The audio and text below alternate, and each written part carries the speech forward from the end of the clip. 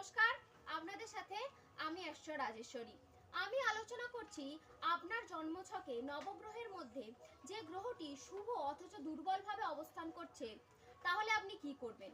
সবার আগে যেরকম বলি, আজকেও বলবো, সবার আগে নিজের জন্মছকটা বিচার করাবেন এবং কোন গ্রহগুলি আপনার জন্য শুভ এবং কোন গ্রহগুলি আপনার জন্য অশুভ সেটি আগে জেনে নেবেন। আপনার জন্মছকে যদি বুধ শুভ অথচ দুর্বলভাবে অবস্থান করে থাকে, তাহলে প্রত্যেক বুধবার প্রবাহমান জলে, অর্থাৎ যে জলে স্রোত আছে, ঢেউ খেলছে, যেরকম নদীর জল, সেই জলে গোটা মুগ ডাল দান করবেন। সঙ্গে বুধের বীজ মন্ত্র জপ করবেন। বুধের বীজ মন্ত্র হলো ওম ঐং স্ত্রিং শ্রিং বুধায় নমঃ।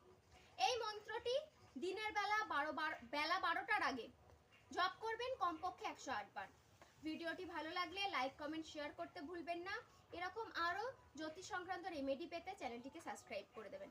নমস্কার, সবাই ভালো থাকবেন, সুস্থ থাকবেন।